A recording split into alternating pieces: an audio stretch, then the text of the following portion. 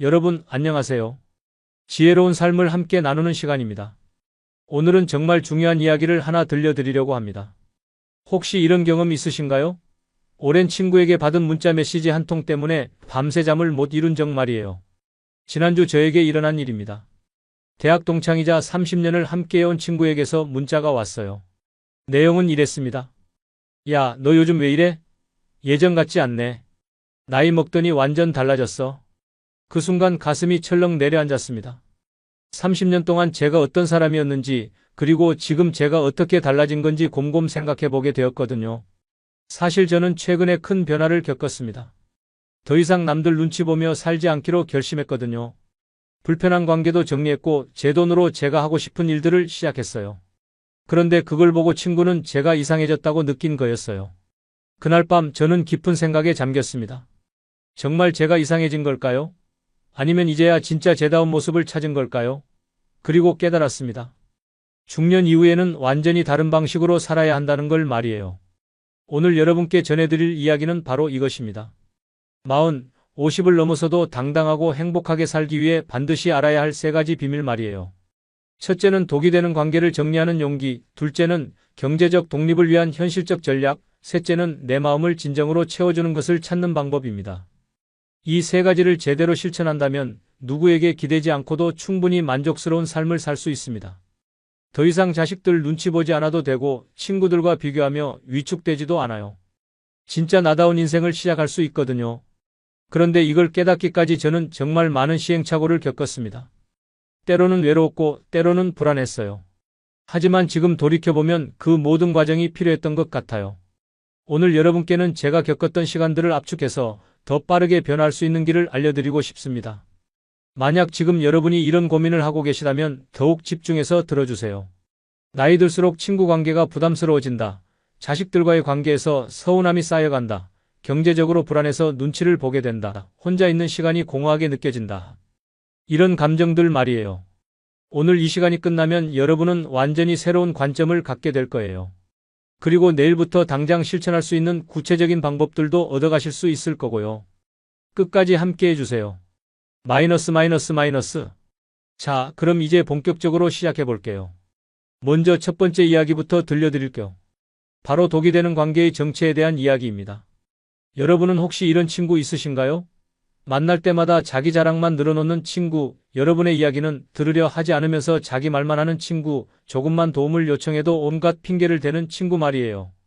그런데 이상하게도 이런 친구들일수록 오래된 인연이라는 이유로 관계를 끊기가 어렵죠. 저에게도 그런 친구가 있었어요. 대학 때부터 알고 지낸 민수라는 친구였는데 처음에는 정말 좋은 사람이었거든요. 같이 공부도 하고 고민도 나누고 서로 힘든 일이 있으면 진심으로 도와주는 그런 사이였어요. 그런데 언제부터인가 민수와의 만남이 부담스러워지기 시작했어요. 만날 때마다 민수는 자기 이야기만 했거든요. 야, 내 아들 이번에 대기업 들어갔어. 연봉이 5천만 원이야. 우리 집 새로 산 차 봤어? 수입차야, 수입차. 이런 식으로 자랑만 늘어놓는 거예요. 처음에는 친구가 잘 되어서 좋다고 생각했어요. 그런데 민수는 제 이야기에는 전혀 관심이 없었어요. 제가 뭔가 말하려고 하면 그래? 그건 그렇고 내 얘기 좀 더 들어봐라면서 화제를 자기 쪽으로 돌리는 거예요. 더 심각한 건 민수가 은근히 저를 무시하는 발언을 자주 한다는 것이었어요. 너는 참 욕심이 없어. 그래서 지금까지 그 모양이지. 나 같으면 진작에 더 큰 일을 벌였을 텐데. 이런 말들을 농담처럼 던지는데 들을 때마다 기분이 상했어요. 그래도 30년 동안 알고 지낸 친구였으니까 저는 계속 참았어요. 그 사람도 나름 스트레스가 있을 거야. 친구니까 이해해줘야지, 이런 생각으로요. 하지만 상황은 점점 더 나빠졌어요. 결정적인 사건은 제가 작은 사업을 시작했을 때였어요. 온라인으로 수제 액세서리를 만들어 파는 일이었는데 처음 시작하는 거라서 많이 설렜거든요. 민수에게 자랑스럽게 이야기했죠. 나도 이제 내 사업을 시작했어. 그런데 민수의 반응은 정말 차가웠어요. 그거? 요즘 그런 거 하는 사람들 많던데. 경쟁이 치열할 텐데 잘 될까? 제가 설렘을 갖고 이야기했는데 찬물을 확 끼얹는 말이었어요. 그것도 모자라서 민수는 다른 사람들 앞에서 제 사업을 조롱했어요. 야, 얘가 요즘 온라인으로 뭘 판다고 하던데 용돈벌이 수준이지 뭐. 나중에 다른 친구를 통해서 이 이야기를 들었을 때 정말 화가 났어요. 그때서야 깨달았어요. 민수는 제가 잘 되는 걸 원하지 않는구나. 자기보다 못한 친구로 저를 생각하고 있구나. 그래야 자기가 우월감을 느낄 수 있으니까 말이에요. 더 충격적인 건 민수가 제 개인적인 고민을 다른 사람들에게 퍼뜨렸다는 사실이었어요. 제가 아이들과의 관계에서 겪고 있는 어려움을 털어놓았는데 그걸 다른 모임에서 걔는 자식 농사를 잘못 지었어라고 말하고 다녔던 거예요. 그 순간 정말 배신감을 느꼈어요. 이 사람은 제 친구가 아니었구나. 그저 자신의 우월감을 확인하기 위한 도구로 저를 이용하고 있었구나. 하지만 그때도 저는 망설였어요. 30년이라는 세월이 아까웠거든요. 그래도 예전에는 좋은 시간도 많았는데 내가 너무 예민한 건 아닐까? 이런 생각도 들었고요. 그런데 어느 날 정말 결정적인 일이 벌어졌어요. 민수가 갑자기 저한테 돈을 빌려달라고 하는 거였어요. 야, 내가 요즘 좀 어려워서 그런데 200만 원만 빌려줄 수 있어? 다음 달에 꼭 갚을게. 사실 저도 여유가 많지 않았어요. 하지만 30년 친구가 어렵다는데 안 도와줄 수도 없잖아요. 그래서 빌려줬어요. 그런데 다음 달이 되어도 연락이 없는 거예요. 제가 조심스럽게 물어봤어요. 민수야, 저번에 빌려준 돈. 그러자 민수가 버럭 화를 내는 거예요. 야, 친구 사이에 그렇게 따지고 들면 어떡해? 내가 안 갚는다고 했어? 그 순간 모든 게 선명해졌어요. 이 사람은 제게 도움만 받으려 하고 제가 조금만 뭔가를 요구하면 도리어 화를 내는구나. 이건 친구가 아니라 일방적인 관계구나. 그때서야 결심했어요. 이제 정말 이 관계를 정리해야겠다고. 30년이라는 세월이 아깝긴 하지만 앞으로 계속 이런 관계를 유지한다면 저만 상처받을 게 뻔했거든요. 민수와의 관계를 정리하는 건 생각보다 쉽지 않았어요. 일단 연락을 줄였어요. 전화가 와도 바쁘다고 하고 만나자고 하면 약속이 있다고 했어요. 처음에는 민수가 계속 연락했지만 점점 줄어들더니 결국 연락이 끊어졌어요. 그런데 신기한 건 민수와의 관계를 정리하고 나니까 마음이 훨씬 편해진 거예요. 더 이상 누군가와 비교당하지 않아도 되고 제 이야기를 무시당하지도 않고 일방적으로 도움만 주는 관계도 없어진 거죠. 그때 깨달았어요. 나이가 들수록 인간관계에서 중요한 건 양이 아니라 질이구나. 10명의 불편한 사람보다 1명의 편안한 사람이 훨씬 소중하구나. 여러분도 혹시 이런 관계 있으신가요? 만날 때마다 기분이 상하는 사람, 자기 이야기만 하는 사람, 도움은 요청하면서 도움은 주지 않는 사람 말이에요. 그런 사람들과의 관계를 계속 유지해야 한다고 생각하시나요? 저는 이제 확신해요. 나이가 들수록 독이 되는 관계는 과감히 정리해야 한다고. 오래된 인연이라는 이유만으로 불편한 관계를 유지할 필요는 없다고요. 그래야 진짜 소중한 사람들과 더 깊은 관계를 만들어갈 수 있거든요. 물론 관계를 정리하는 게 쉬운 일은 아니에요. 때로는 외로울 수도 있고 내가 너무 냉정한 건 아닐까 하는 생각도 들 수 있어요. 하지만 그 외로움은 일시적인 거예요. 불편한 관계에서 받는 스트레스는 지속적이지만 말이에요. 마이너스 마이너스 마이너스. 자, 그럼 이제 두 번째 비밀에 대해 이야기해 볼게요. 바로 경제적 독립의 현실에 대한 이야기입니다.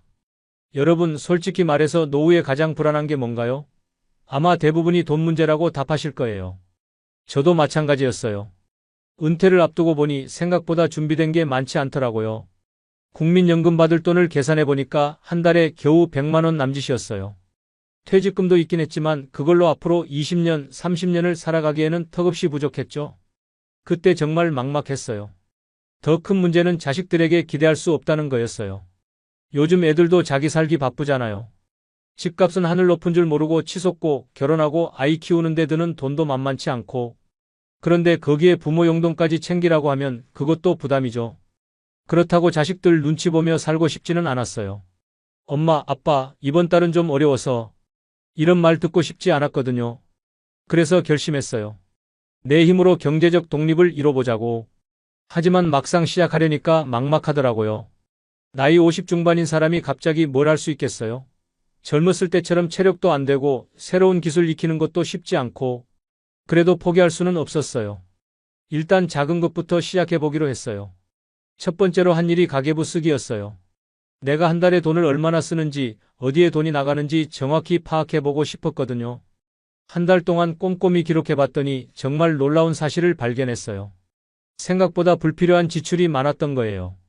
안 보는 유료 방송, 안 가는 헬스장 회비, 자동이체로 나가는 각종 보험료들. 이런 걸 다 정리하니까 한 달에 20만 원 정도를 절약할 수 있었어요. 두 번째로 한 일은 집에 있는 물건들을 정리해서 파는 거였어요. 중고나라, 당근마켓 같은 앱을 이용해서요. 처음에는 이런 걸 누가 사겠어?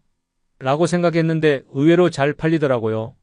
오래된 책들, 안 쓰는 가전제품들, 옷장에 잠자고 있던 옷들, 이런 걸 하나씩 정리해서 팔기 시작했어요. 큰 돈은 아니었지만 한 달에 10만 원에서 20만 원 정도는 벌 수 있었어요. 그리고 집도 훨씬 깔끔해졌고요. 세 번째로 시작한 건 부업이었어요. 저는 예전에 회계 일을 했었거든요. 그 경험을 살려서 작은 가게들 장부 정리를 도와주기 시작했어요. 한 군데당 한 달에 5만 원씩 5군데 정도 맡아서 하니까 월 25만 원 정도 수입이 생겼어요. 처음에는 내가 이런 일까지 해야 하나? 하는 생각도 들었어요. 젊었을 때는 그래도 어느 정도 지위가 있었는데 이제 와서 이런 작은 일을 한다는 게 자존심도 상했고요. 하지만 그런 생각을 바꿨어요. 내 힘으로 돈을 버는 게 뭐가 부끄러운 일이야? 오히려 당당한 일이지. 누구 눈치 안 보고 내가 벌어서 내가 쓰는 거잖아. 그렇게 생각을 바꾸고 나니까 일하는 것도 즐거워졌어요. 가게 사장님들이 선생님 덕분에 장부가 깔끔해졌어요 라고 고마워할 때면 정말 뿌듯했거든요. 네 번째로 신경 쓴 건 투자였어요. 주식이나 부동산 같은 큰 투자는 위험해서 엄두가 안 났지만 안전한 적금이나 펀드는 알아봤어요. 매달 조금씩이라도 저축하면 몇 년 후에는 꽤 큰 목돈이 될 수 있잖아요. 그리고 연금 관련해서도 공부를 많이 했어요. 국민연금 외에 개인연금은 얼마나 받을 수 있는지, 퇴직연금은 어떻게 관리해야 하는지. 복잡하긴 했지만 하나씩 알아가다 보니까 미래에 대한 불안감이 좀 줄어들더라고요. 가장 중요했던 건 생활비를 줄이는 거였어요. 예전에는 체면 때문에 비싼 것만 찾았는데 이제는 합리적인 소비를 하게 되었어요. 브랜드보다는 실용성을, 겉모습보다는 내실을 챙기게 된 거죠. 예를 들어서 예전에는 백화점에서만 옷을 샀는데 이제는 온라인 쇼핑몰이나 아울렛에서도 옷을 사요. 품질은 비슷한데 가격은 훨씬 저렴하거든요. 외식도 줄이고 집에서 요리해서 먹는 일이 많아졌어요. 건강에도 좋고 돈도 아낄 수 있으니까 일석이조였죠. 이렇게 하나씩 실천해 나가니까 생각보다 돈 관리가 어렵지 않더라고요. 물론 큰 부자가 된 건 아니에요. 하지만 적어도 누구 눈치 보지 않고 살 수 있을 만큼은 되었어요. 제가 이런 이야기를 하면 어떤 분들은 그래도 자식이 도와줘야 하는 거 아니야? 라고 말씀하세요. 물론 효도하는 자식들이 있으면 고마운 일이죠. 하지만 그걸 당연하게 여기면 안 된다고 생각해요. 자식들도 자기 인생이 있잖아요. 부모를 위해서 자기 꿈을 포기하거나 자기 가족을 희생시킬 수는 없는 일이에요. 그래서 저는 자식들에게 기대하지 않기로 했어요. 대신 제 힘으로 살아갈 방법을 찾기로 한 거죠. 그랬더니 오히려 자식들과의 관계가 더 좋아졌어요. 예전에는 용돈 좀 줘라고 손 벌리고 있었는데 이제는 엄마는 알아서 잘 살고 있으니까 너희들은 너희 일에만 신경 써라고 말할 수 있거든요. 자식들도 그런 엄마를 보면서 안심하는 것 같아요. 우리 엄마는 독립적이시네. 우리가 특별히 걱정할 필요가 없구나. 이런 생각을 하는 것 같더라고요. 경제적 독립이라고 해서 꼭 큰 돈을 벌어야 하는 건 아니에요. 내가 쓸 돈을 내가 벌 수 있으면 되는 거예요. 월 100만 원이든 50만 원이든 그 돈으로 충분히 살 수 있다면 그것도 독립인 거죠. 중요한 건 자세예요. 누구에게 의존하지 않고 내 힘으로 살아간다는 자세. 그 자세만 있다면 나이가 들어서도 충분히 당당하게 살 수 있어요. 지금 이 글을 읽고 계신 분들 중에도 경제적인 불안감을 느끼고 계신 분들이 많을 거예요. 하지만 너무 걱정하지 마세요. 작은 것부터 하나씩 시작하다 보면 분명히 길이 보일 거예요. 마이너스. 이제 세 번째 비밀에 대해 말씀드릴게요. 바로 내 마음을 채우는 법에 대한 이야기입니다. 여러분, 돈도 있고 건강도 괜찮은데 왜 마음이 허전할 때가 있을까요? 특히 나이가 들수록 이런 감정을 더 자주 느끼게 되죠. 자식들은 다 키웠고 직장에서도 은퇴했고 이제 뭘 하며 살아야 할지 막막한 거예요. 저도 그런 시기가 있었어요. 경제적으로는 어느 정도 안정이 되었고 건강도 나쁘지 않았는데 뭔가 공허한 느낌이 들었거든요. 아침에 일어나서 오늘은 뭘 하지? 라고 생각하는 날들이 많았어요. 그런데 어느 날 깨달았어요. 지금까지 저는 남을 위해서만 살았구나. 남편을 위해서, 자식들을 위해서, 직장을 위해서. 정작 나 자신을 위해서는 뭘 해본 적이 없었던 거예요. 젊었을 때는 그럴 시간도 없었고 그럴 여유도 없었어요. 하루하루 바쁘게 살다 보니까 내가 뭘 좋아하는지, 뭘 할 때 행복한지 생각해 볼 겨를이 없었던 거죠. 그래서 결심했어요. 이제부터는 나를 위한 시간을 만들어 보자고. 내가 진짜 좋아하는 게 뭔지 찾아보자고. 처음에는 막막했어요. 취미라고 할 만한 게 별로 없었거든요. 젊었을 때 좋아했던 것들은 기억도 잘 안 나고 새로운 걸 시작하기에는 나이가 많다는 생각도 들었어요. 그런데 우연한 기회에 동네 문화센터에서 하는 요리 교실을 알게 되었어요. 평소에 요리에 관심이 있었는데 늘 바쁘다는 핑계로 제대로 배워본 적이 없었거든요. 처음에는 망설였어요. 내 나이에 요리 교실이라니. 하지만 용기를 내서 등록해봤어요. 그런데 정말 재미있더라고요. 새로운 요리를 배우고 맛있게 만들어내는 과정이 정말 즐거웠어요. 무엇보다 좋았던 건 비슷한 연령대의 사람들을 만날 수 있었다는 거예요. 다들 저처럼 새로운 취미를 찾아서 온 사람들이라 서로 이해하고 공감하는 부분이 많았어요. 그분들과 이야기를 나누면서 알게 된 건데 나이 들어서 새로운 취미를 시작하는 사람들이 생각보다 많더라고요. 어떤 분은 60이 넘어서 그림을 시작하셨고 어떤 분은 피아노를 배우고 계셨어요. 그분들을 보면서 깨달았어요. 아, 나이는 숫자일 뿐이구나. 하고 싶은 마음만 있다면 언제든지 새로운 도전을 할 수 있구나. 요리 교실을 다니면서 자신감도 생겼어요. 새로운 레시피를 익히고 집에서 가족들에게 맛있는 음식을 해줄 때마다 뿌듯함을 느꼈거든요. 그리고 요리를 하면서 또 다른 재미를 발견했어요. 바로 사진 찍기였어요. 예쁘게 만든 음식을 사진으로 남겨두고 싶어서 시작한 건데 점점 사진 자체에 관심이 생기더라고요. 스마트폰으로 사진을 찍기 시작해서 나중에는 작은 카메라도 하나 샀어요. 동네 산책을 하면서 예쁜 풍경이나 꽃들을 찍어서 SNS에 올리기도 했어요. 생각보다 많은 분들이 좋아해 주시더라고요. 그런데 정말 신기한 건 취미가 생기니까 하루하루가 기다려지기 시작했다는 거예요. 오늘은 뭘 만들어 볼까? 어떤 사진을 찍어 볼까? 이런 생각들이 절로 들었어요. 그리고 취미를 통해서 새로운 인간관계도 생겼어요. 요리교실에서 만난 분들과는 가끔 모임도 갖고 SNS를 통해서는 사진에 관심 있는 분들과 교류하기도 했어요. 이런 관계들이 예전의 인간관계와 다른 점은 서로 비교하지 않는다는 거예요. 같은 취미를 공유하니까 서로를 격려하고 응원하는 분위기였어요. 오늘 음식 정말 맛있게 만드셨네요. 사진이 정말 예쁘게 나왔어요. 이런 긍정적인 이야기들만 오가는 거예요. 그러면서 깨달았어요. 진짜 건강한 인간관계라는 게 이런 거구나. 서로를 깎아내리는 게 아니라 서로를 격려하고 응원하는 관계. 그런 관계 속에서는 나이가 들어도 계속 성장할 수 있구나. 요리와 사진 외에도 다른 것들도 시도해봤어요. 독서 모임에도 참여해보고 걷기 동호회에도 나가보고 모든 게 다 맞는 건 아니었지만 시도하는 과정 자체가 즐거웠어요. 그러면서 또 하나 깨달은 게 있어요. 취미라는 건 꼭 남에게 보여주기 위한 게 아니라는 거예요. 나 자신이 즐거우면 그걸로 충분한 거예요. 예전에는 뭔가를 할 때 이게 돈이 될까? 남들이 뭐라고 할까? 이런 생각을 먼저 했어요. 하지만 이제는 내가 즐거운가? 를 먼저 생각해요. 그게 가장 중요한 기준이거든요. 그리고 취미를 갖게 되면서 혼자 있는 시간이 전혀 심심하지 않게 되었어요. 예전에는 혼자 있으면 뭔가 외로운 느낌이 들었는데 이제는 혼자만의 시간이 소중해졌어요. 새로운 레시피를 연구해보거나 찍어둔 사진을 정리하거나 관련된 책을 읽어보거나 이런 시간들이 정말 알찬 시간이 되었거든요. 무엇보다 좋은 건 이런 취미들이 제 자신감을 높여줬다는 거예요. 나도 새로운 걸 배울 수 있구나. 나도 뭔가 잘할 수 있는 게 있구나. 이런 생각이 들면서 전반적으로 삶에 대한 만족도가 높아졌어요. 그리고 가족들도 달라진 저를 보고 좋아했어요. 예전에는 요즘 뭐 하며 지내세요? 라고 물으면 별로 할 말이 없었는데 이제는 신나게 이야기할 거리가 많아졌거든요. 자식들도 엄마가 요즘 정말 활기차 보이세요 라고 말해줘요. 그런 말을 들을 때마다 정말 뿌듯해요.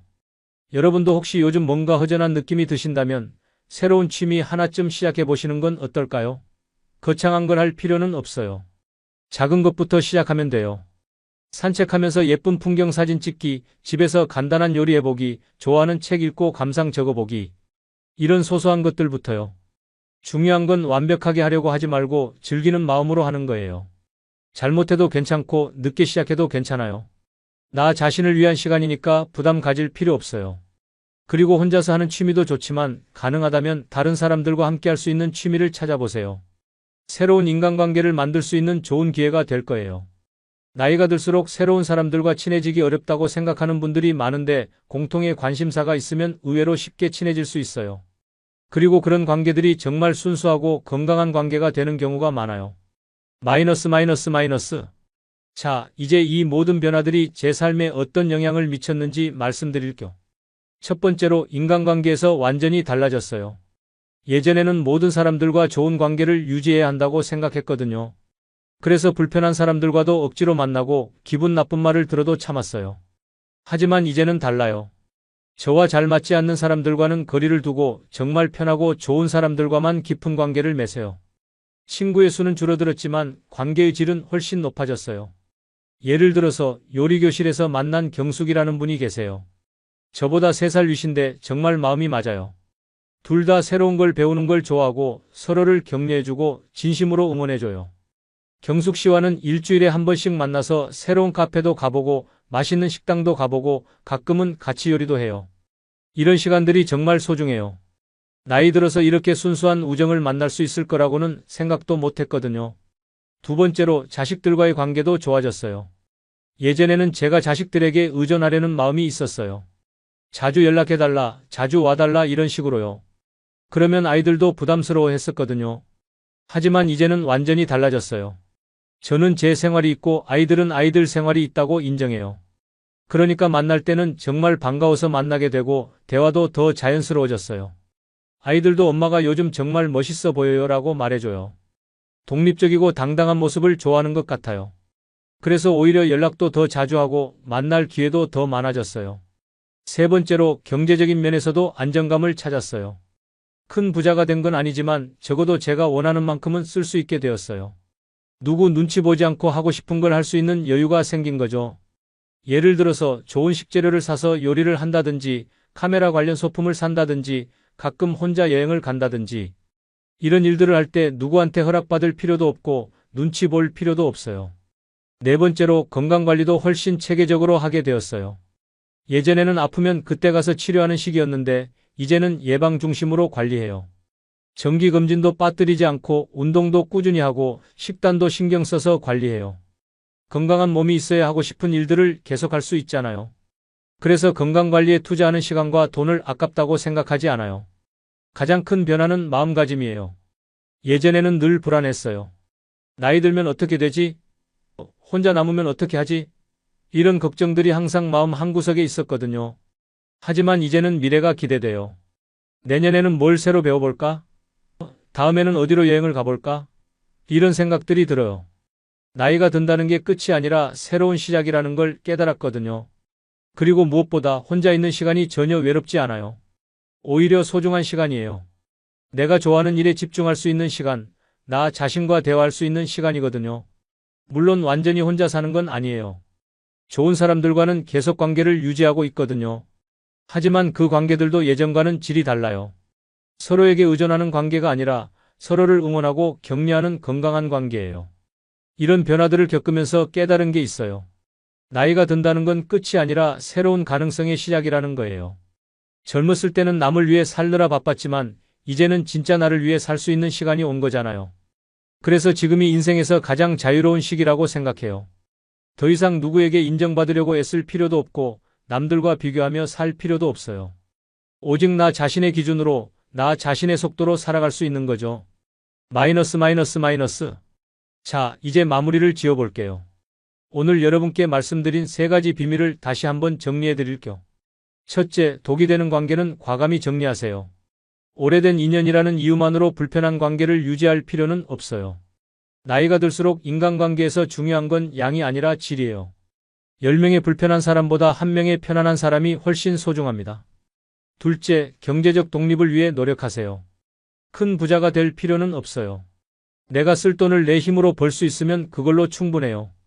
지출을 관리하고 작은 수입원이라도 만들어 보세요. 그러면 누구 눈치 보지 않고 당당하게 살 수 있어요. 셋째, 내 마음을 채울 수 있는 것을 찾으세요. 나이가 들었다고 해서 새로운 도전을 포기할 필요는 없어요. 작은 취미라도 좋으니 나만의 즐거움을 찾아보세요. 그러면 하루하루가 기다려지는 삶을 살 수 있어요. 이 3가지만 실천하셔도 여러분의 삶이 완전히 달라질 거예요. 더 이상 누구에게 의존하지 않아도 되고 누구의 기준에 맞추지 않아도 돼요. 오직 여러분 자신의 방식으로 행복한 삶을 살아갈 수 있습니다. 변화는 하루아침에 이루어지지 않아요. 저도 이런 깨달음을 얻고 실천하기까지 많은 시간이 걸렸거든요. 때로는 외로웠고 때로는 불안했어요. 하지만 포기하지 않고 꾸준히 노력했더니 지금의 만족스러운 삶을 얻을 수 있었어요. 여러분도 너무 조급해하지 마세요. 하나씩 천천히 바꿔나가면 돼요. 오늘은 불편한 관계 하나를 정리해보고, 내일은 가계부를 써보고, 모레는 새로운 취미 하나를 찾아보세요. 이런 작은 변화들이 쌓여서 큰 변화를 만들어낼 거예요. 그리고 기억하세요. 나이가 든다는 건 끝이 아니라 새로운 시작이에요. 이제야 진짜 나를 위한 삶을 살 수 있는 시간이 온 거잖아요. 그러니까 두려워하지 말고 당당하게 변화를 시작해보세요. 혼자서도 충분히 행복할 수 있어요. 아니, 어떤 면에서는 혼자일 때 더 행복할 수 있어요. 누구 눈치 보지 않고 누구와 비교하지 않고 오직 나 자신만을 위해 살 수 있는 삶이니까요. 오늘 이 이야기가 여러분께 조금이나마 도움이 되었기를 바라요. 그리고 여러분도 저처럼 멋지고 당당한 중년의 삶을 살아가시기를 진심으로 응원합니다. 마지막으로 여러분의 경험담도 궁금해요. 댓글로 여러분만의 변화 이야기를 들려주세요. 서로의 경험을 나누다 보면 더 많은 분들에게 도움이 될 거예요. 오늘도 좋은 하루 되세요. 그리고 기억하세요. 여러분은 혼자서도 충분히 멋지고 행복한 사람이에요. 감사합니다. 사람들이 보통 노후 준비라고 하면 가장 먼저 떠올리는 게 뭘까요? 연금이요. 그리고 집입니다. 실제로도 많은 분들이 이렇게 말하십니다. 나는 연금도 있고 살 집도 있으니 괜찮다고요. 물론 틀린 말은 아닙니다. 하지만 그 두 가지만으로는 절대 부족하다는 걸 아셔야 합니다. 오히려 연금이나 집이 있음에도 불구하고 고통받는 분들이 점점 늘고 있습니다. 왜 그런 걸까요? 미처 생각하지 못한, 예기치 못한 현실들이 우리를 기다리고 있기 때문입니다. 오늘 영상에서는 60대 이상 분들이 실제로 겪게 되는 무서운 현실 6가지를 알려드립니다. 들으시면 아마 대부분 고개를 끄덕이실 거예요. 그리고 아직 겪지 않으신 분들이라면 미리 준비할 수 있게 도와드릴 겁니다. 어떤 건 건강에 관한 문제고 어떤 건 관계의 문제입니다. 또 어떤 건 돈보다 더 무서운 외로움에 관한 이야기입니다. 지금 바로 이 영상 끝까지 함께 해보시고 나에게 필요한 대비는 무엇인지 생각해 보셨으면 좋겠습니다. 그리고 이 내용이 도움이 되셨다면 구독과 좋아요 눌러주시고요. 혹시 주변에 부모님이나 형제분들 혹은 또래분들이 계시다면 공유도 부탁드립니다. 단 한 사람이라도 이 내용을 미리 알고 준비하신다면 그건 정말 큰 변화가 될 수 있습니다. 자, 그럼 이제 본격적으로 6가지 현실과 그 대처법을 하나씩 알아보겠습니다. 시작합니다. 나이가 들수록 주변 사람들과의 관계는 점점 줄어들게 됩니다. 젊었을 때는 학교 친구, 직장 동료, 동네 이웃과 자주 어울리게 되죠. 하지만 퇴직을 하고 나면 자연스럽게 그런 연결들이 끊어집니다.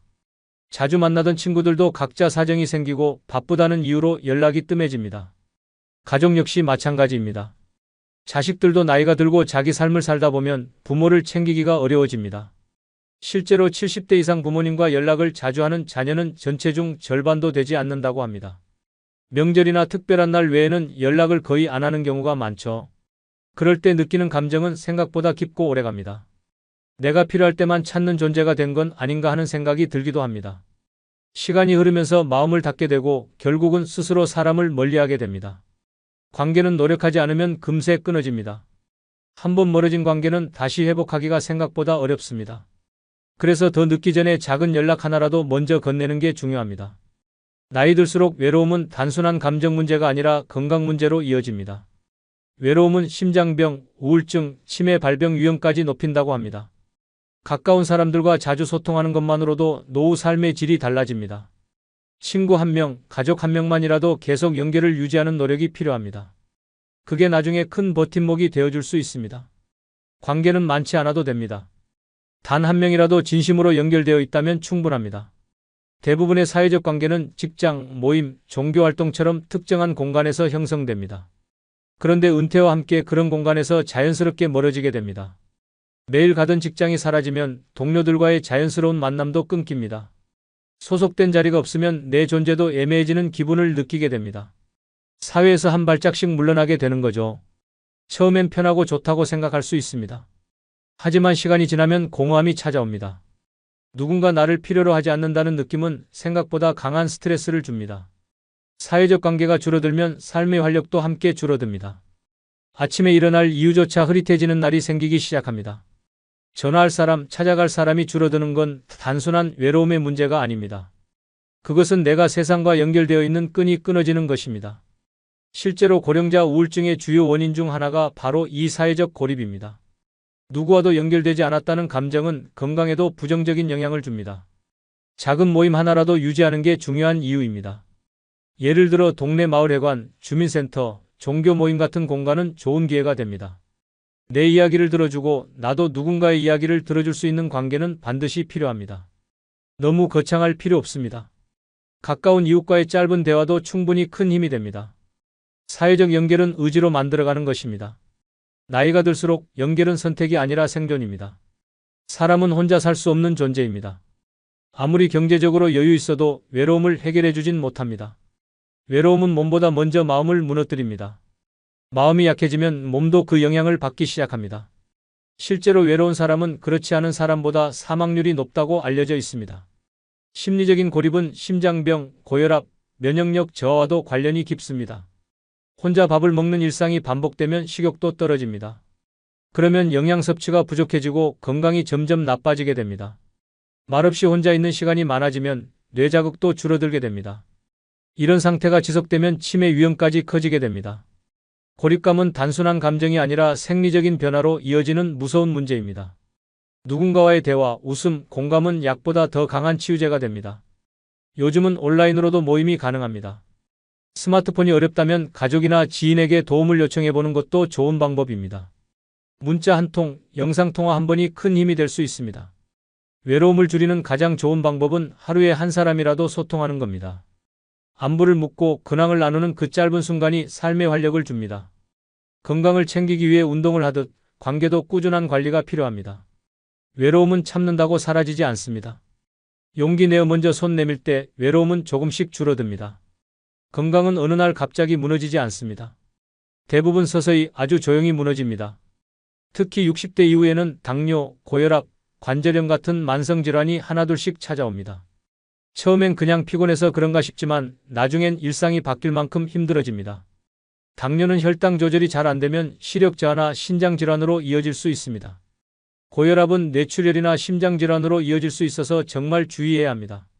관절염은 무릎이 붓고 걷는 것도 어려워져서 외출이 꺼려지게 됩니다. 이렇게 하나라도 걸리면 나머지도 함께 무너지기 시작합니다.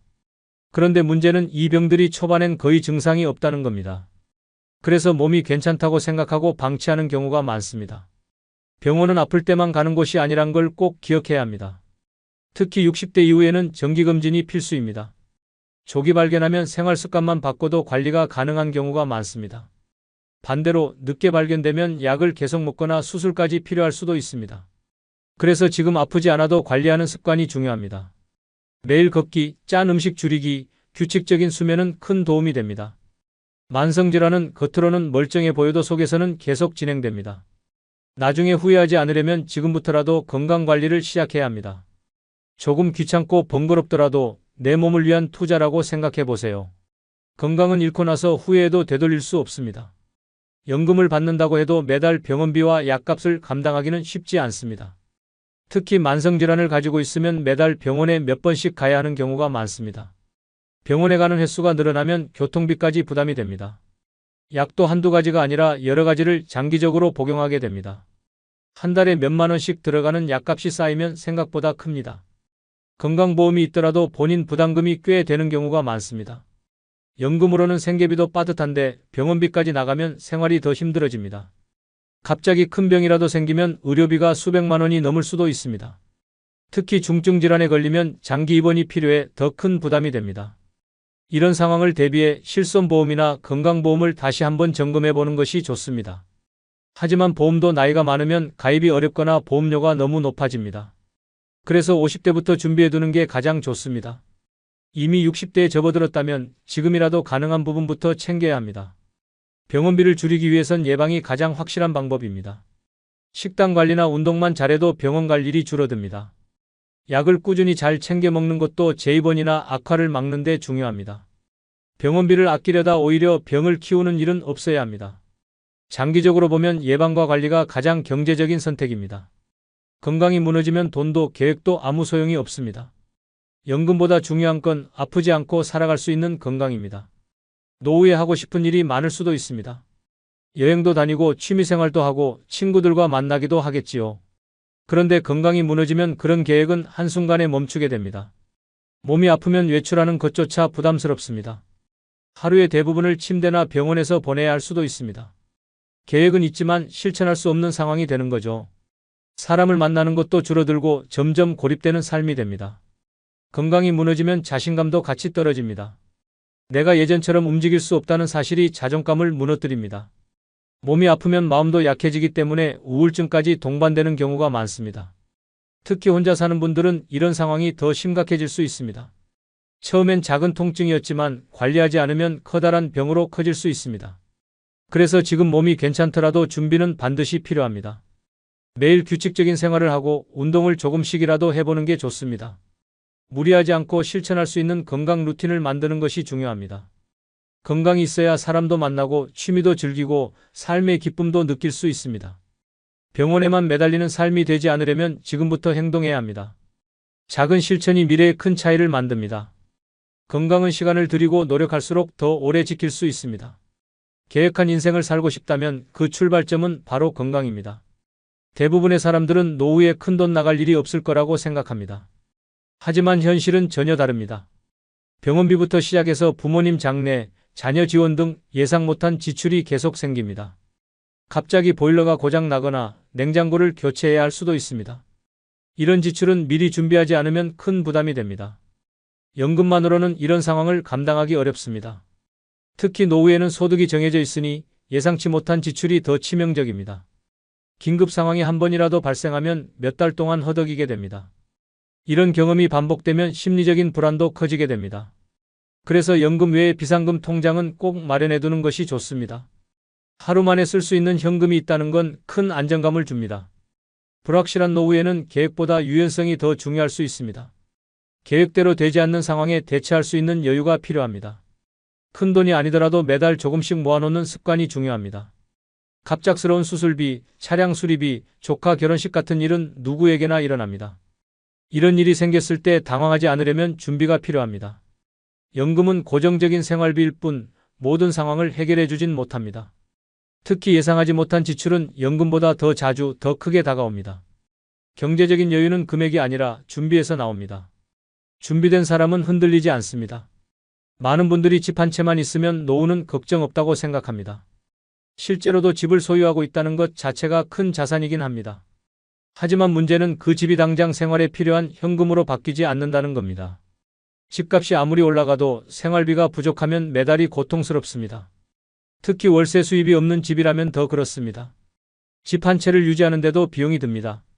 관리비, 수도세, 전기세, 가스비 등 매달 나가는 돈이 적지 않습니다. 여름과 겨울에는 냉난방비도 크게 늘어납니다. 노후엔 수입은 줄어드는데 지출은 계속 유지되거나 더 늘어납니다. 그래서 집만 있고 현금이 없는 상태는 현금 흐름 파산 상태가 될 수 있습니다. 매달 쓸 수 있는 돈이 없으면 기본적인 생활이 어려워집니다. 반찬을 살 때도 가격을 계속 고민해야 하고 병원에 가는 것도 망설이게 됩니다. 일부에선 집을 담보로 대출을 받기도 하지만 그것도 부담이 큽니다. 매달 이자를 갚아야 하고 만기 시점에 상환도 해야 하니까요. 주택연금을 생각할 수도 있지만 조건이나 금액이 기대에 못 미치는 경우도 많습니다. 노후엔 큰 자산보다 매달 사용할 수 있는 현금이 더 중요합니다. 집은 자산이지만 밥을 사주진 않습니다. 그래서 집을 활용한 현금 흐름 전략을 꼭 고민해야 합니다. 살아가는 데 필요한 건 결국 현금입니다.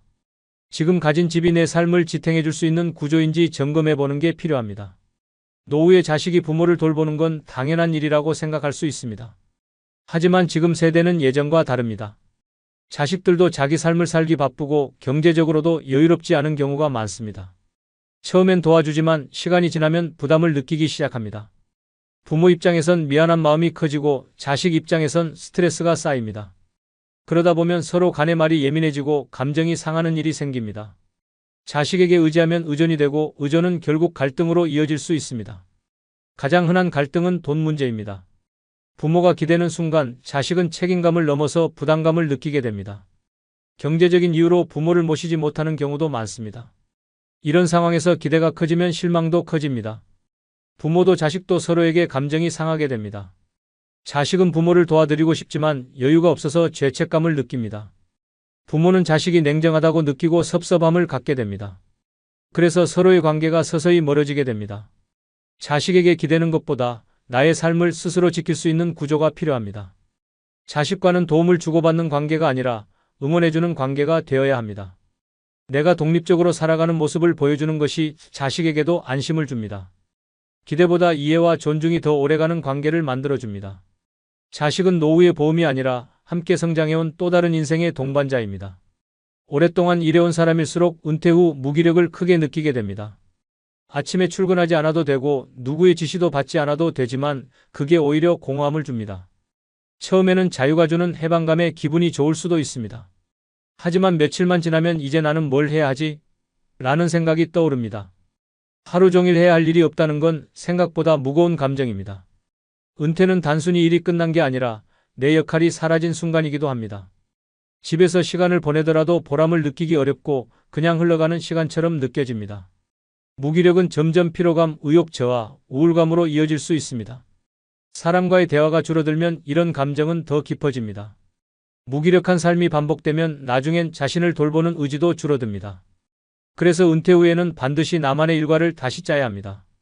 아주 사소한 일이라도 매일 할 수 있는 루틴이 필요합니다. 예를 들어 아침마다 산책을 하거나 신문을 소리내어 읽는 것도 좋습니다. 취미 활동을 정기적으로 하거나 동네 봉사활동에 참여하는 것도 좋은 방법입니다. 중요한 건 내가 아직 세상과 연결되어 있다는 느낌입니다. 할 일이 있다는 것만으로도 삶의 에너지가 생깁니다. 은퇴는 끝이 아니라 또 다른 시작이 될 수 있어야 합니다. 시간을 보내는 게 아니라 삶을 살아가는 방식으로 바꾸는 것이 필요합니다. 무기력을 방치하면 마음과 몸 모두 병들게 됩니다. 지금부터라도 하루의 목적을 만들어 보는 것이 중요합니다. 직장에서의 역할은 단순한 업무 그 이상입니다. 사람들은 내가 맡은 일을 통해 사회와 연결되어 있다고 느낍니다. 하지만 은퇴와 동시에 그 역할이 사라지면 정체성에도 혼란이 옵니다. 나는 누구인가라는 질문이 처음으로 크게 다가옵니다. 직함도 소속도 없어진 삶은 처음엔 익숙하지 않습니다. 주변에서 불러주는 명칭도 달라지고 존중받는 느낌이 줄어듭니다. 그동안의 경험이나 경력을 이야기할 기회도 줄어들게 됩니다. 이런 변화는 자존감에 큰 영향을 미칩니다. 예전에는 필요한 사람, 중요한 사람이었는데 지금은 아닌 것 같은 느낌이 듭니다. 그러다 보면 자신을 작게 느끼고 세상과 멀어진다고 느끼게 됩니다. 정체성을 잃은 사람은 목표도 동기도 함께 잃게 됩니다. 그래서 퇴직 후에는 새로운 역할을 만들어야 합니다. 꼭 돈을 버는 일이 아니어도 괜찮습니다.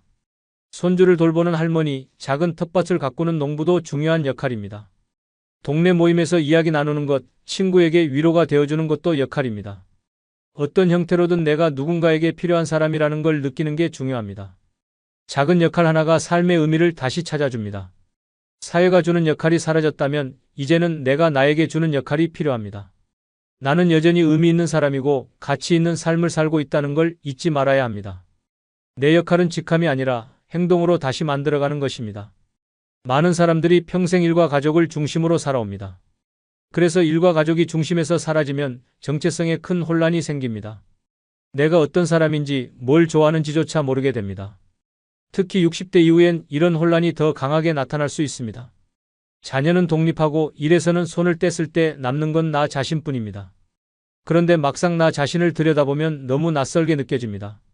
그동안 나는 누구의 엄마, 누구의 가장, 회사의 누구였지 나 자신은 아니었기 때문입니다. 그래서 노후에는 새로운 자아 정립이 필요합니다. 좋아하는 것, 잘하는 것, 하고 싶은 것을 다시 찾아보는 과정이 필요합니다.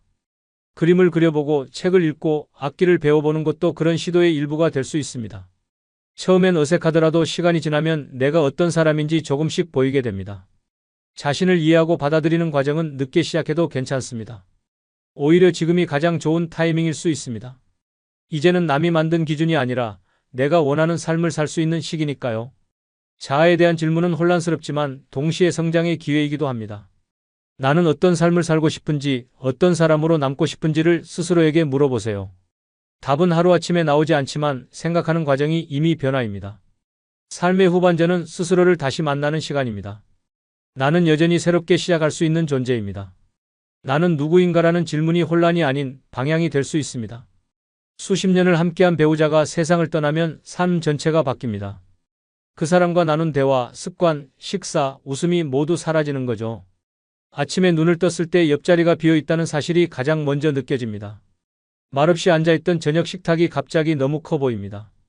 서로를 위해 내주던 시간과 마음이 갈 곳을 잃게 됩니다. 남겨진 사람은 갑자기 큰 구멍이 뚫린 듯한 감정을 느낍니다. 그 사람 없이는 아무 일도 손에 잡히지 않을 때가 많습니다. 심지어 평소에 하지 않던 일조차 괜히 하게 됩니다. 외롭고 쓸쓸하다는 말로는 설명이 안 되는 깊은 감정이 밀려옵니다.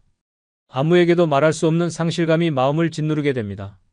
이럴 때일수록 감정을 숨기지 않는 게 중요합니다. 억지로 밝은 척하기보다 슬플 땐 충분히 슬퍼하는 게 치유의 시작입니다. 감정을 억누르다 보면 우울감이 더 깊어질 수 있습니다. 때로는 눈물 흘릴 수 있는 시간이 더 필요한 법입니다. 가족이나 지인과 마음을 나누는 것도 큰 도움이 됩니다. 그 사람의 사진을 보며 추억을 꺼내보는 것도 위로가 될 수 있습니다. 상실의 아픔은 없앨 수 없지만 조금씩 익숙해질 수는 있습니다. 함께한 시간만큼 그리움도 깊지만 동시에 감사한 기억도 함께 남습니다. 혼자가 된 삶을 살아내야 한다는 건 슬프지만 그 사람을 기억하며 사는 것이기도 합니다. 빈자리는 공백이 아니라 내가 품고 가는 따뜻한 추억의 자리입니다. 감정적인 외로움만큼 현실적인 문제도 갑자기 커지게 됩니다. 두 사람이 함께하던 일들을 혼자서 다 감당해야 하기 때문입니다. 생활비 관리, 병원 예약, 청소, 장보기 같은 일이 모두 나 혼자 몫이 됩니다. 특히 배우자가 집안일이나 금융 관리를 맡았던 경우 혼란이 더 큽니다. 어떤 서류가 어디 있는지도 몰라서 당황하는 일이 많아집니다. 갑자기 고장난 가전제품 하나도 누구에게 부탁해야 할지 몰라서 고민하게 됩니다. 자녀가 있다 하더라도 항상 곁에 있어주지는 못합니다. 결국 혼자서 결정을 내려야 하는 상황이 자주 생기게 됩니다. 정신적으로 충격을 받은 상태에서 여러 문제를 처리하는 건 쉽지 않습니다. 이런 현실이 반복되면 무력감이 커지고 삶의 의욕도 줄어듭니다. 그래서 배우자가 있을 때부터 서로의 일을 나눠서 알고 있어야 합니다. 중요한 정보는 함께 공유하고 정리해두는 습관이 필요합니다. 유언이나 재산 분배 같은 민감한 이야기도 조심스럽게 나눠보는 게 좋습니다. 배우자가 갑자기 떠났을 때를 가정해보는 것도 나쁜 일이 아닙니다. 실제로 미리 대비한 사람과 그렇지 않은 사람의 차이는 아주 큽니다. 적절한 준비는 슬픔 속에서도 삶을 유지할 수 있게 도와줍니다. 모든 걸 완벽하게 하지 않더라도 최소한의 정보만 알고 있어도 큰 도움이 됩니다. 나중에 혼자가 되었을 때 덜 당황하고 덜 힘들 수 있도록 하는 준비입니다. 배우자의 부재는 감정뿐 아니라 현실적인 삶의 문제이기도 합니다. 슬픔은 피할 수 없지만 혼란은 줄일 수 있습니다. 누군가를 잃는 슬픔은 마음을 깊이 흔들어 놓습니다.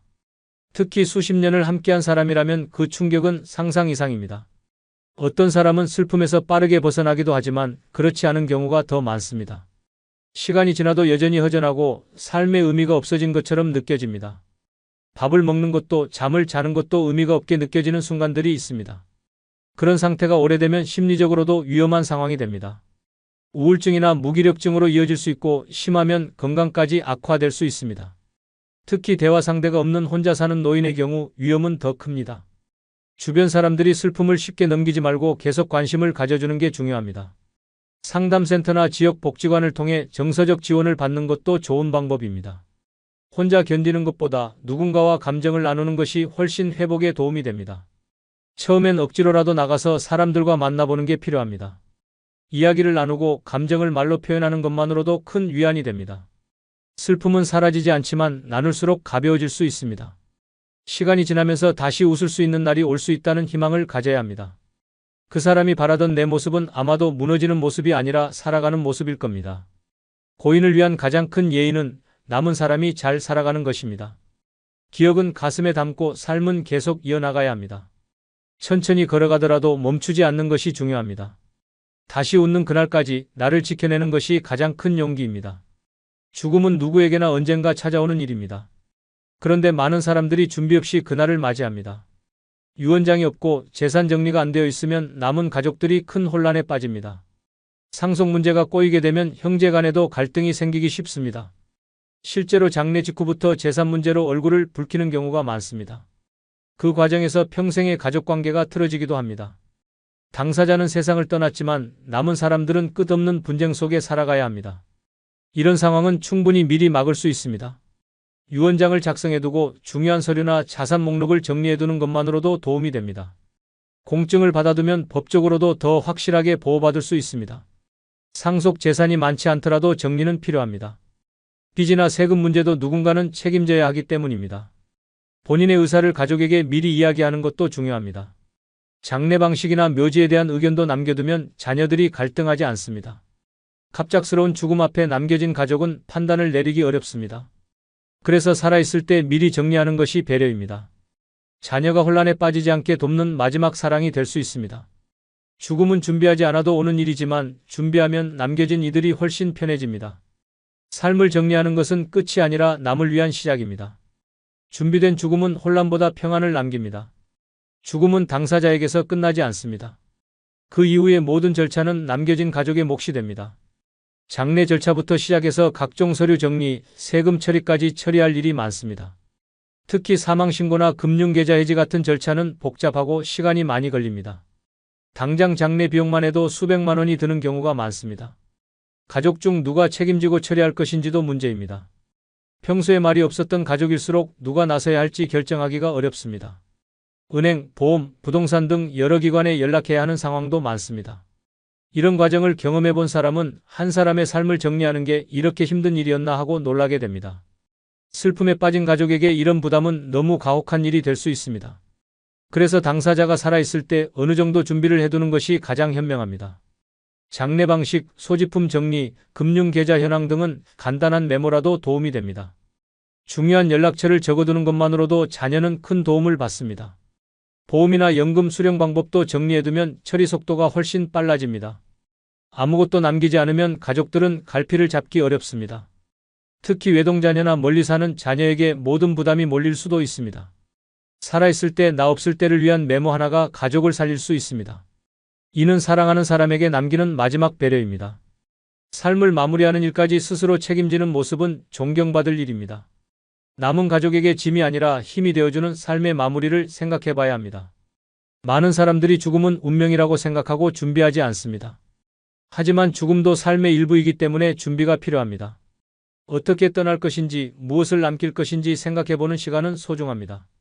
준비된 죽음은 삶을 더 의미 있게 만들어줍니다. 내 삶의 끝을 어떻게 맞이할지를 스스로 정할 수 있다면 훨씬 평온해집니다. 예를 들어 연명치료를 받을지 말지에 대한 의사결정도 필요합니다. 요양시설에 들어갈 계획이 있다면 미리 알아보고 신청해두는 것이 좋습니다. 죽음을 준비한다고 해서 우울하거나 어두운 일은 아닙니다. 오히려 내 삶을 돌아보고 정리하는 기회가 될 수 있습니다. 죽음이라는 주제를 멀리할수록 나중엔 더 큰 혼란이 찾아옵니다. 가까운 사람들과도 이런 이야기를 자연스럽게 나눌 수 있어야 합니다. 자녀에게도 내 바람을 솔직하게 전해보는 것이 좋습니다. 죽음에 대한 준비는 삶을 더 건강하고 가치 있게 살아가게 합니다. 재산 정리뿐 아니라 내가 소중하게 여긴 가치나 생각도 남겨줄 수 있습니다. 영상이나 편지로 내 이야기를 남겨두는 것도 하나의 방법입니다. 죽음을 맞이할 준비가 되어 있다는 건 삶에 대한 자신감이기도 합니다. 정리되지 않은 삶은 떠난 뒤에도 걱정을 남기지만 준비된 삶은 평안을 남깁니다. 지금부터라도 차근차근 준비한다면 전혀 늦지 않았습니다. 죽음을 준비한다는 건 결국 더 잘 살기 위한 준비입니다. 마지막까지 나답게 살아가기 위한 가장 멋진 선택이 될 수 있습니다. 오늘 영상에서는 연금도, 집도, 자식도 전부 갖췄는데도 불구하고 60대 이후에 마주하게 되는 6가지 현실을 함께 살펴봤습니다.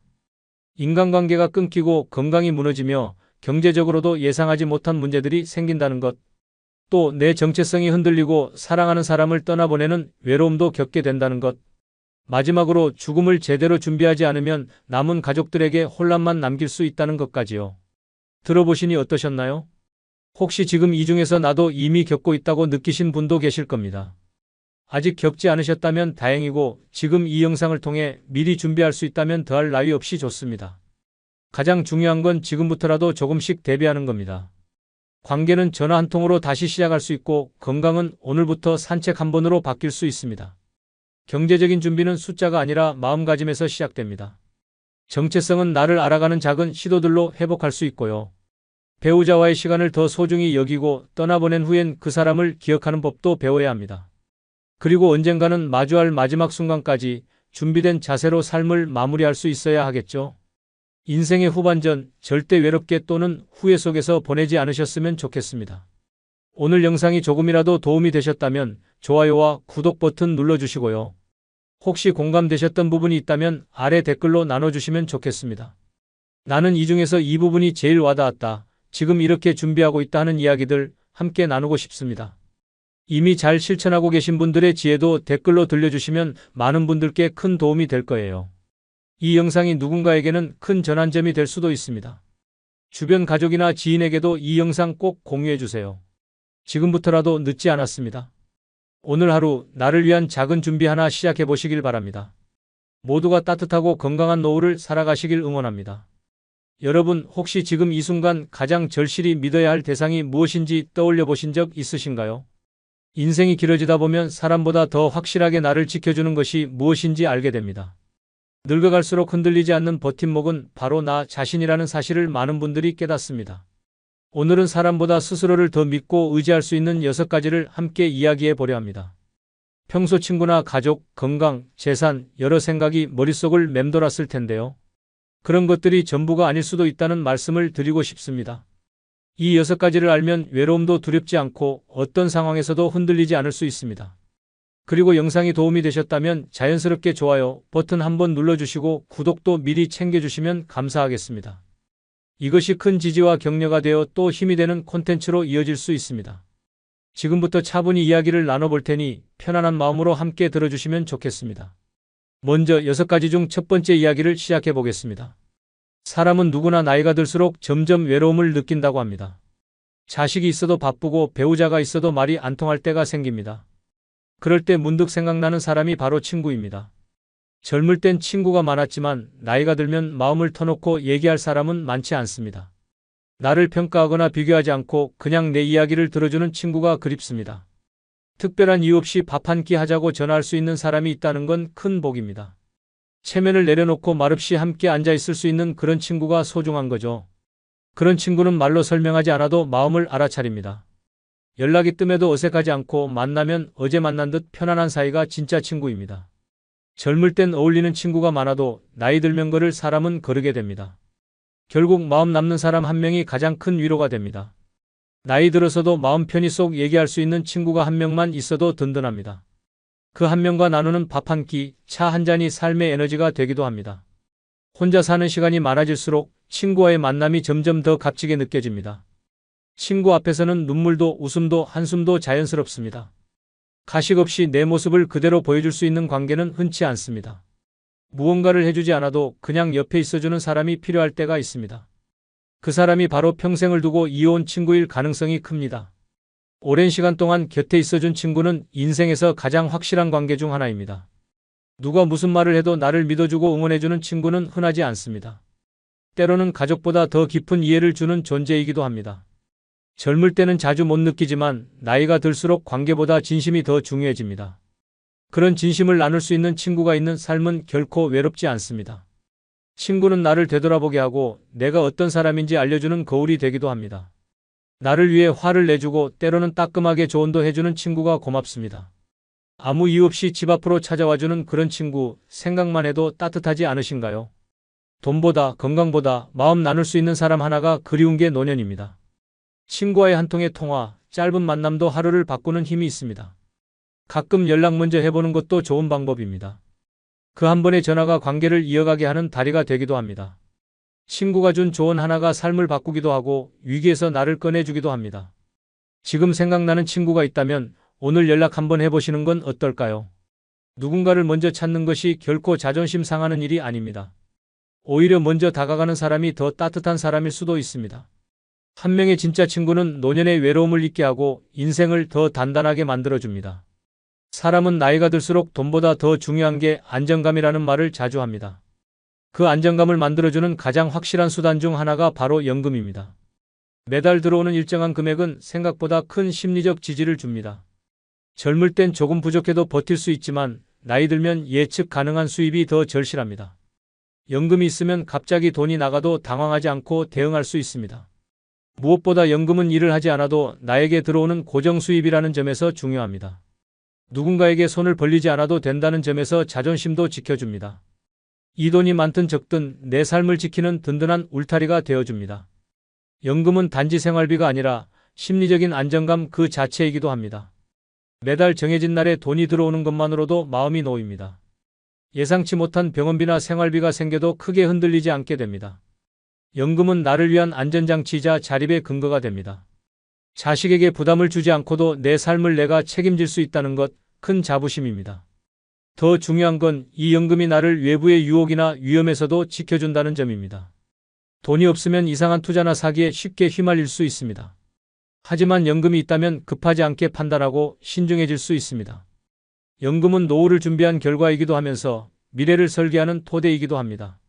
늦게라도 준비할 수 있다면 지금부터라도 챙겨두는 게 좋습니다. 국민연금, 개인연금, 퇴직연금 종류는 달라도 꾸준한 준비가 필요합니다. 많은 분들이 후회하는 것 중 하나가 연금을 더 일찍 준비하지 못한 일이라고 합니다. 월 몇만 원이 아깝다고 미루다 보면 결국 손해는 자신에게 돌아옵니다. 반대로 꾸준히 준비한 분들은 나이 들어서도 훨씬 여유 있는 삶을 살고 있습니다. 여행도 가고 문화생활도 하고 병원도 눈치 안 보고 다닐 수 있습니다. 연금이란 건 결국 나를 위한 보험이고 미래의 내가 나에게 주는 선물입니다. 특히 나이가 들면 갑자기 생기는 지출이 많아집니다. 병원비, 약값, 경조사비, 생필품 예상 못한 일이 자주 생깁니다. 연금이 있으면 그때마다 통장에서 돈 빠져나가는 걱정을 덜 수 있습니다. 무언가를 꾸준히 준비한 사람은 결국 흔들리지 않습니다. 매달 일정하게 들어오는 돈은 마음을 지켜주는 방패입니다. 자식에게 기대는 마음을 줄일 수 있다는 점에서 관계도 훨씬 건강해집니다. 연금이 있으니 자식에게 미안해하지 않고 서로 좋은 관계를 유지할 수 있습니다. 마음이 여유로우면 말도 부드러워지고 얼굴도 밝아집니다. 지금부터라도 내 이름으로 들어오는 연금 하나쯤은 꼭 만들어 보시길 바랍니다. 나를 지키는 건 결국 숫자가 아니라 그 숫자에서 오는 안정감입니다. 매달 들어오는 연금은 노년에 가장 필요한 마음의 월급입니다. 누구나 마음 편히 쉴 수 있는 공간이 있다는 건 정말 큰 축복입니다. 나이가 들수록 더 간절해지는 게 바로 내 이름이 적힌 집 한 채입니다. 크지 않아도 좋고 번듯하지 않아도 상관없습니다. 중요한 건 그 공간이 내 마음대로 문을 잠그고 열 수 있는 내 자리라는 겁니다. 자식 집에 얹혀 살면 아무리 편해도 어딘가 눈치가 보입니다. 내 방이 있어도 집이 내 것이 아니면 내 마음대로 하지 못하는 게 현실입니다. 반찬 하나 꺼내 먹는 것도 TV 볼 때 볼륨을 높이는 것도 조심스러워집니다. 하지만 작은 전셋방 하나라도 내 이름으로 되어 있다면 상황은 완전히 달라집니다. 그 공간은 누구 눈치도 보지 않고 마음껏 쉴 수 있는 나만의 성이 됩니다. 나이가 들면 몸보다 마음이 더 예민해지기 마련입니다. 그래서 편안히 쉴 수 있는 집은 단순한 공간이 아니라 정신적인 안식처가 됩니다. 집이 있다는 건 단순히 잠자는 곳이 아니라 나를 지켜주는 울타리입니다. 외출 후 돌아왔을 때 불 켜진 집이 있다는 건 마음에 큰 안정감을 줍니다. 월세를 내지 않아도 된다는 안도감도 무시할 수 없습니다. 생활비가 빠듯해도 집이 있으면 최소한의 생존은 유지됩니다. 요즘처럼 물가가 오르고 불안정한 시대에는 집 한 채가 큰 위안이 됩니다. 아무리 좋은 조건의 요양시설도 내 집 같은 편안함은 주지 못합니다. 소파에 누워 창밖을 바라보며 차 한 잔 마실 수 있는 여유, 그게 집의 힘입니다. 비 오는 날 빗소리를 들으며 혼자 책을 읽는 그 시간도 행복이 됩니다. 집이 없으면 삶 전체가 불안정하게 느껴지는 것도 사실입니다. 내 집이 있다는 사실 하나만으로도 삶의 중심이 잡힙니다. 주택이든 아파트든 원룸이든 이름이 내 이름으로 되어 있다는 게 핵심입니다. 자식 명의로 되어 있으면 마음 놓고 쓰지 못하는 게 현실입니다. 내 재산을 내 뜻대로 쓸 수 있어야 진짜 자립이라고 할 수 있습니다. 혹시 지금 무리해서 큰 집에 살고 계시다면 작아도 내 이름으로 된 집을 고민해 보는 것도 방법입니다. 작으면 관리도 편하고 세금도 덜 나가고 생활비도 줄일 수 있습니다. 공간이 줄면 물건도 줄고 마음도 훨씬 가벼워집니다. 더 이상 보여주기 위한 집이 아니라 진짜 쉴 수 있는 집이 필요합니다. 그 집에서 내가 원하는 대로 살아가는 게 진정한 자유입니다. 집이 없으면 어디에도 내 마음 둘 곳이 없습니다. 내 이름으로 된 작은 집 하나가 외로움을 줄여주고 자존감을 높여줍니다. 몸이 아프거나 긴급 상황이 생겼을 때도 내 집이 있다는 건 큰 힘이 됩니다. 자식에게 미안해하지 않고 누군가에게 민폐가 되지 않는 삶이 가능합니다. 늦었더라도 지금부터라도 내 이름을 다시 적어보는 노력이 필요합니다. 내 이름의 작은 집은 결국 노년의 삶을 지켜주는 가장 현실적인 무기입니다. 나이가 들수록 돈 관리가 더 중요해지는 건 모두가 공감하는 부분입니다. 그런데 정작 돈을 다루는 방법을 제대로 배운 적이 없는 분들이 많습니다. 그래서 사기를 당하거나 손해를 보거나 엉뚱한 데 돈을 쓰게 되곤 합니다. 대부분은 모르기 때문에 당하고 몰라서 잃습니다. 특히 노년에는 금융사기의 표적이 되기 쉬워 더욱 주의가 필요합니다. 새로운 제안이나 투자 이야기를 들으면 무조건 조심해야 합니다. 그럴 때 나를 지켜주는 것이 바로 기본적인 금융 지식입니다. 아주 간단한 것만 알아도 피해를 막을 수 있습니다. 예를 들어 통장 비밀번호를 타인에게 절대 알려주지 않는 건 기본 중의 기본입니다. 요즘은 보이스피싱도 점점 더 교묘해지고 있습니다. 아는 번호로 전화가 와도 이상한 내용이면 바로 끊는 게 맞습니다. 금융상품을 권유하는 전화는 대부분 거절하는 게 안전합니다. 좋은 조건이라고 해도 무조건 서명하거나 계좌를 넘기면 안 됩니다. 문자로 온 링크를 함부로 누르지 않는 것도 중요한 습관입니다. 요즘은 스마트폰 하나로 모든 금융거래가 되기 때문에 보안이 더욱 중요합니다. 생년월일, 주민등록번호, 주소 같은 개인정보는 꼭 지켜야 합니다. 혹시나 나도 모르게 유출된 경우가 있다면 금융기관에 바로 알려야 합니다.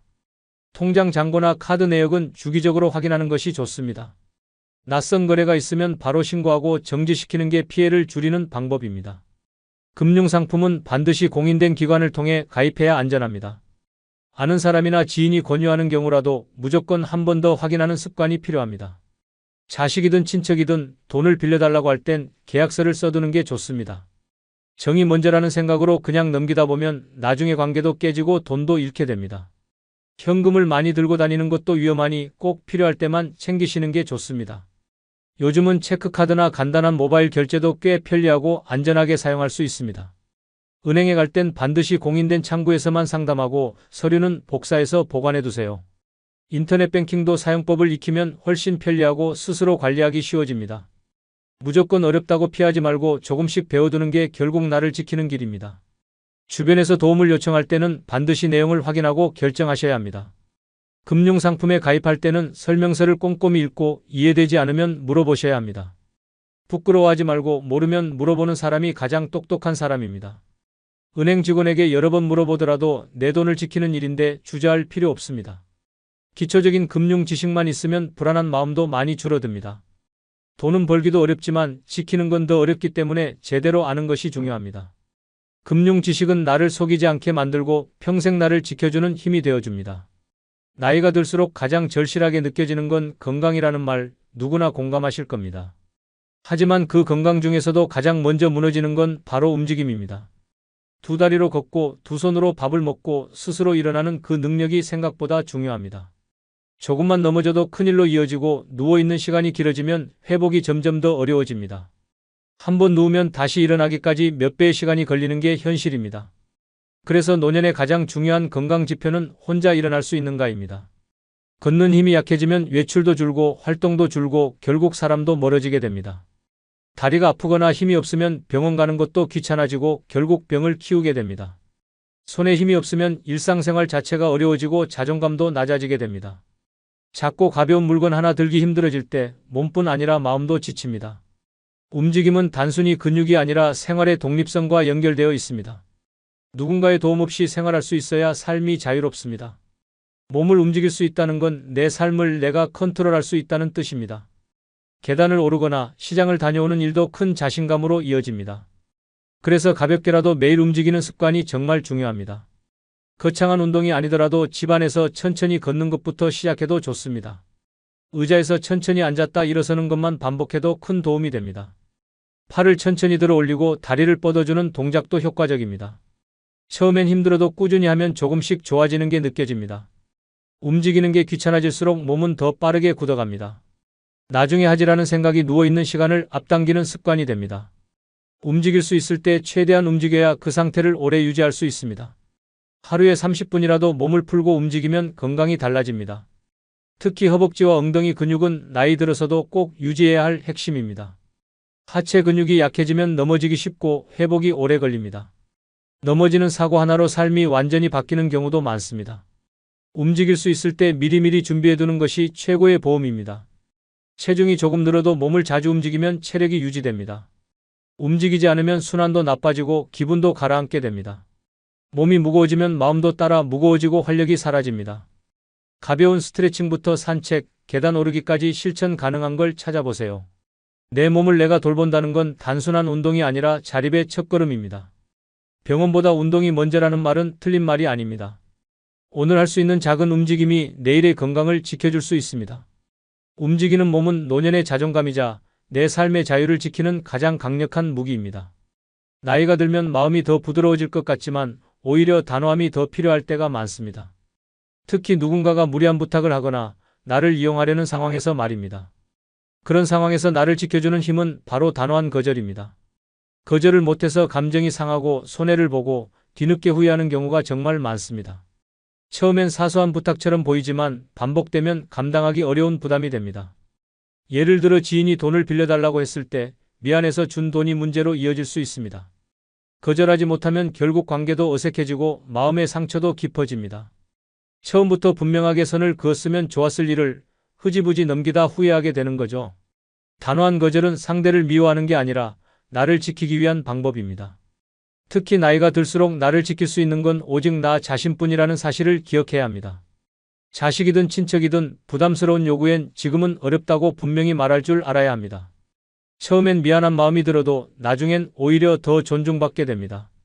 사람들은 분명한 기준이 있는 사람을 쉽게 넘보지 않습니다. 한번 응하면 계속해서 요구가 이어지는 경우가 많습니다. 그래서 초반부터 단호하게 거절하는 습관이 중요합니다.